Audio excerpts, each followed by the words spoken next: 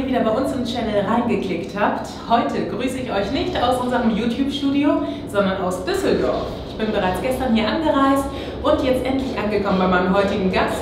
Wobei eigentlich bin ich vielmehr zu Gast bei ihm und zwar in seinem Office. Ich freue mich schon sehr auf Daniel Fuchs alias Magic Fox. Ich hoffe auch, er wartet schon auf mich.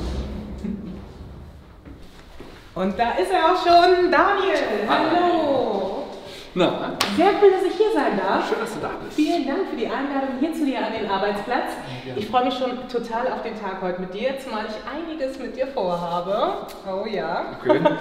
Bin gespannt. Ja, darfst du auch sein. Aber zum Start würde ich sagen, führst du mich einfach mal hier rum. Das sieht ja schon hier beim Eingang mega stylisch aus. Da will ich den Rest auch noch sehen. Und ihr doch bestimmt auch. Auf geht's.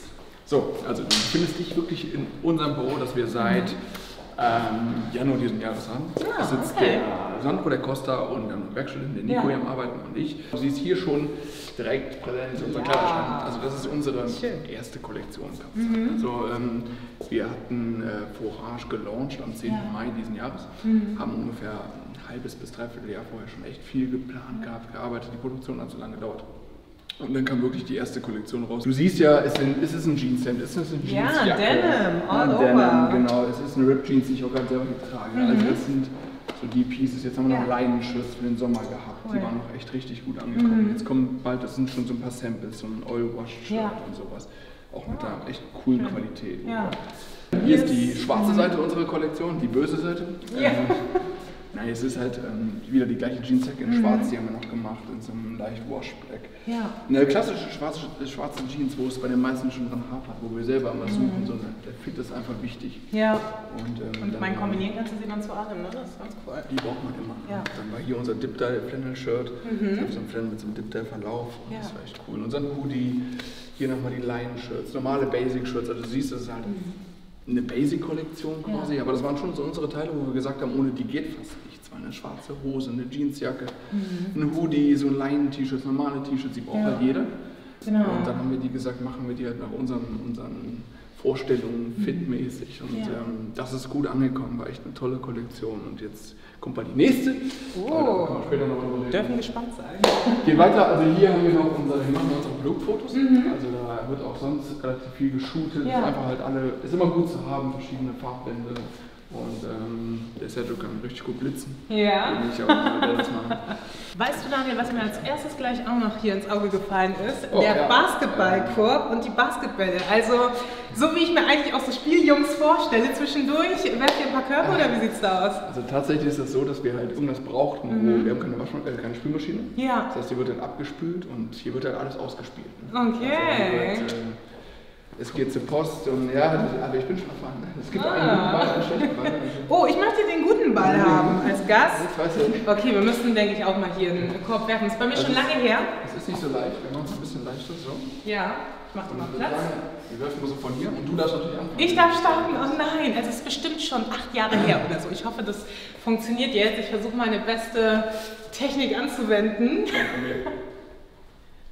Nein! Oh, okay. Jetzt fühle ich mich nicht ganz so schlecht. Ein bisschen Übung noch, ein bisschen Übung, aber ich glaube, dann läuft es auch. Ich sehe die Skateboards, damit spielt ihr dann auch mal zwischendrin, oder? Nee, das hat eigentlich nur da was, also das ist ganz wichtig sogar, die Dinger sind wirklich essentiell, weil der Weg wirklich bis zur Toilette und bis in die Küche für Kaffee sind so, sind das 25, 30 Meter und das ist halt, wenn man das aufmacht, zu viel. Deswegen ist das jetzt deine erste Challenge, dass wir mal zur Küche fahren und uns Kaffee machen und dann erzählst du mir mal, was du da bist. Oh ja, ich hoffe, dass hier mit dem Skateboard-Fahren funktioniert besser als mit dem Basketball. Ich werde mich mal aufmachen und hoffe, ich falle nicht um. Wenn der Stelle am Ziel ist. Oh nein!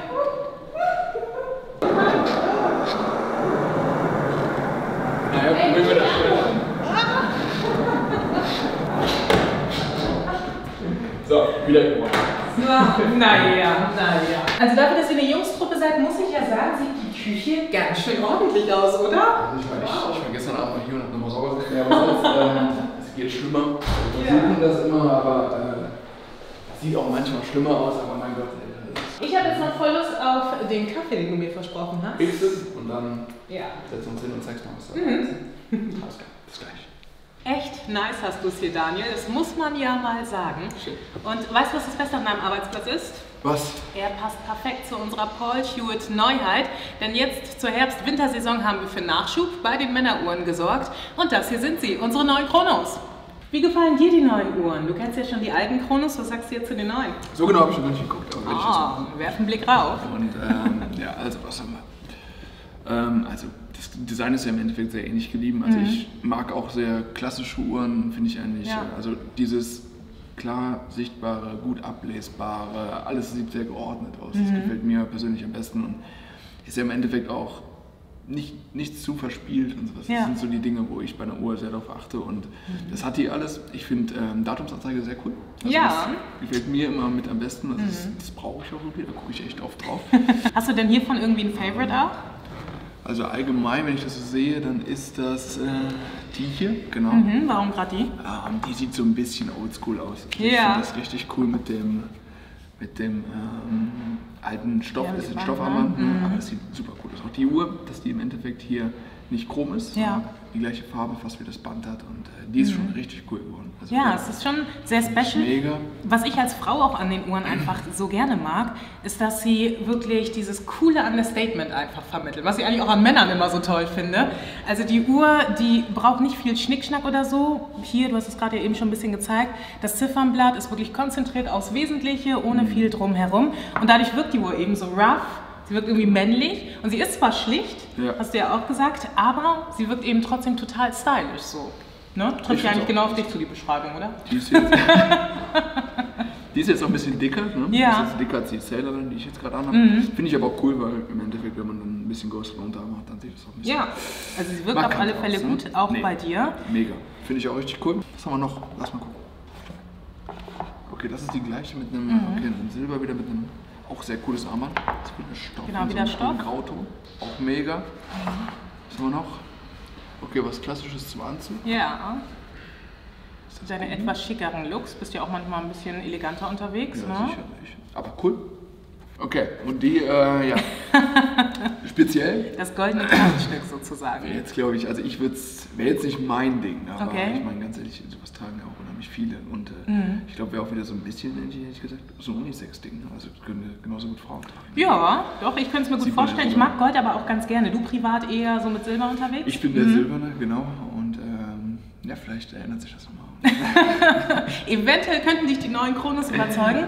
Die Message, die ist auf alle Fälle klar. Es geht darum, fokussiert aufs Wesentliche zu sein. Und diesen Satz, den übertrage ich einfach mal auf dich, lieber Daniel. Okay. Wir schauen mal auf dein Wesentliches, nämlich dein Körper.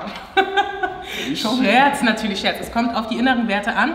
Aber du legst ja trotzdem auch sehr viel Wert auf deinen Körper. Bei Instagram sieht man, du hältst dich bestens in Shape. Da gibt es einige Bilder von dir aus dem Gym. Ich versuche es. Ja, wie oft die Woche trainierst du denn so?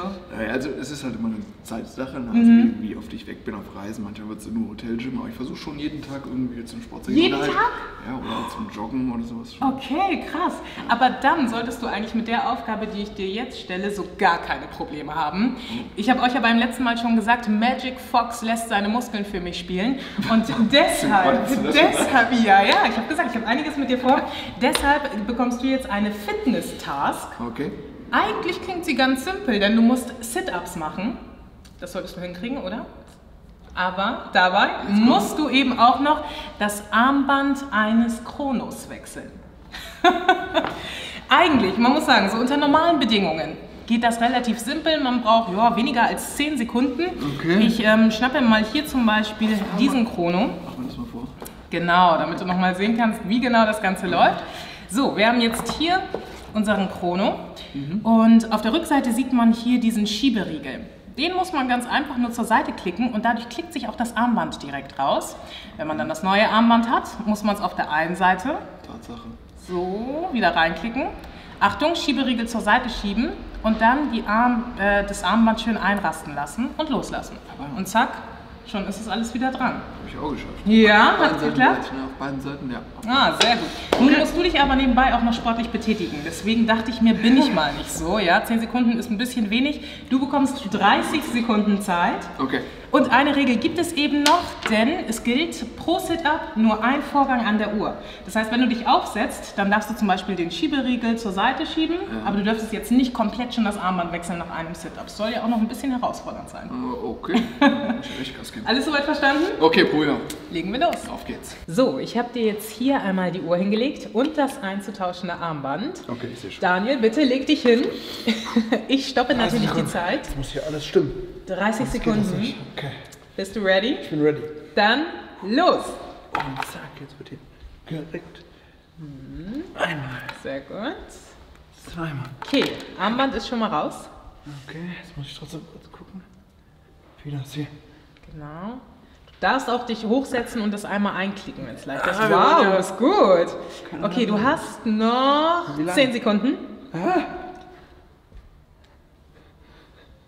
5, 4, 3, 2, du bist fertig? Wow!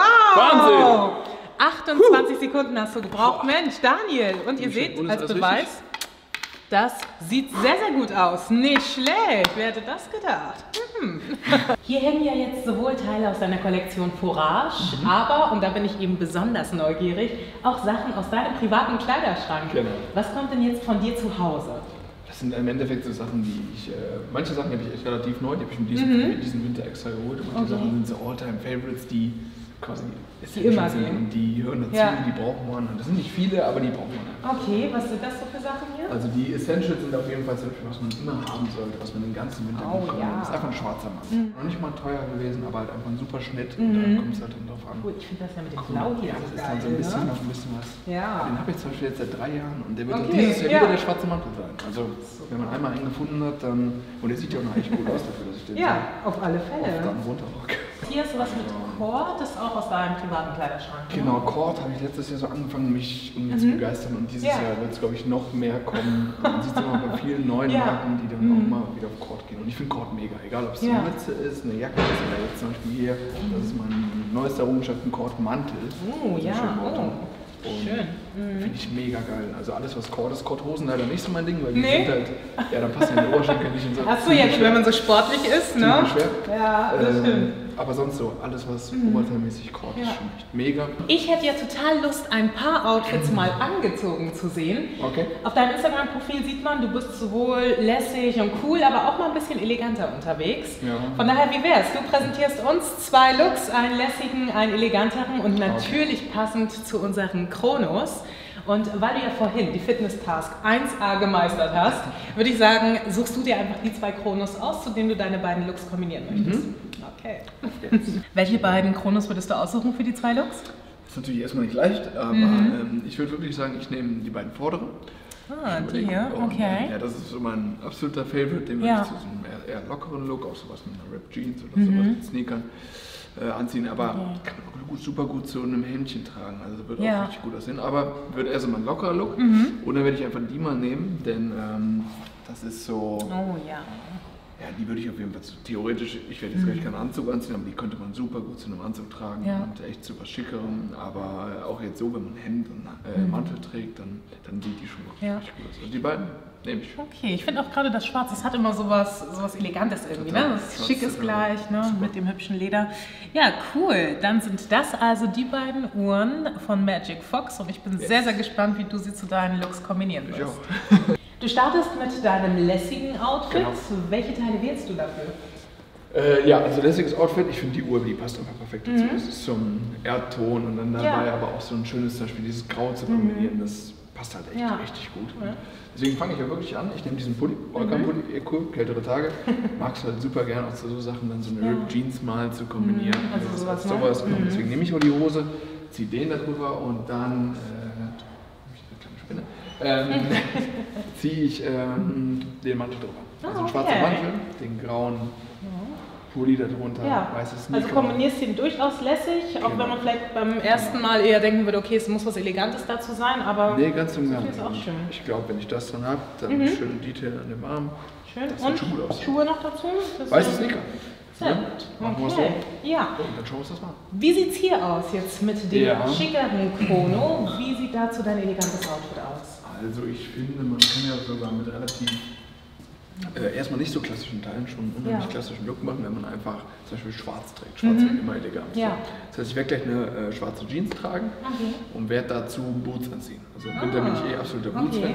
Und zeig dir einfach mal eben hier, das sind so Wildleder, übrigens aber eine super coole Farbe, wenn man ein ganz schwarzes Outfit dazu ansieht, dann so eine klassische Uhr. Ich finde, das sieht schon cool aus. Also, das wird schon gut aussehen. Dann werde ich im Endeffekt eine schwarze Hose tragen, die Boots und dazu Problem mal, im Endeffekt geht wieder ein schwarzer Mantel. Ich sage, das ist wirklich so das klassischste Ding. Oder halt wirklich mal den Mantel. Darauf wäre ich gespannt. Den würde ich gerne sehen. Machen wir uns auf jeden Fall gleich an und würde auf jeden Fall klasse aussehen. Ja.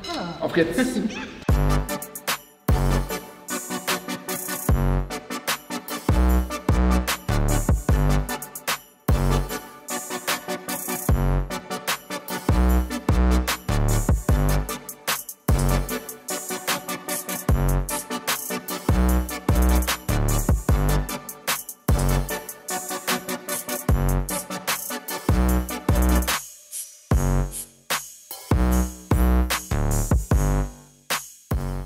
Mein Favorit von den beiden Looks war ja so dein etwas schickeres Outfit. Okay. Ich finde einfach diesen Kordmantel finde ich so mega. Ich auch echt stark. Also der fällt echt auf und die Uhr gibt dem Ganzen dann nochmal so das gewisse Etwas. Also wirklich mein Favorit, aber was sagt ihr zu den beiden Looks von Magic Fox? Außerdem möchte ich natürlich unbedingt wissen, wie euch unsere neue Chrono-Kollektion gefällt. Welcher Chrono ist euer Favorite? Vielleicht habt ihr euch auch schon einen gekauft oder habt vor, ihn zu verschenken. Schreibt mir, ich bin schon gespannt auf all eure Kommentare. Den Link zur gesamten Kollektion gibt es wie immer in der Videobeschreibung unter dem Video und ansonsten schaut auch gerne bei Instagram rein unter Paul Hewitt Man, denn da findet ihr noch sämtliche Inspirationen, zu welchen Outfits man unsere neuen Chronos perfekt kombinieren kann. Daniel, ich fand es super, hier heute bei dir zu sein. Ich fand es auch mega cool. Vielen Dank nochmal. Und ich hoffe auch, das war noch nicht das letzte Mal, dass wir zwei uns gesehen haben. Auf jeden Fall. Denn neben der Mode teilen wir ja noch mindestens eine weitere Leidenschaft, nämlich die für schnelle Autos. Ja? Ja, ich bin ebenfalls Formel-1-Fan, du ja auch. Und von daher dachte ich mir, so eine Spritztour, so im Rennwagen wäre auch noch mal was, oder? Sollte man machen. Euch nehme ich dann natürlich mit. Und jetzt zum Abschluss möchte ich gerne mit dir, Daniel, wie mit jedem meiner Gäste, nochmal ein Selfie machen. Ja. Ich habe dafür hier die Polaroid-Kamera mit. Cool. Und dann würde ich sagen, machen wir einfach schnell nochmal eins. So, mal zusammenrücken, dann hier rein und tschüss.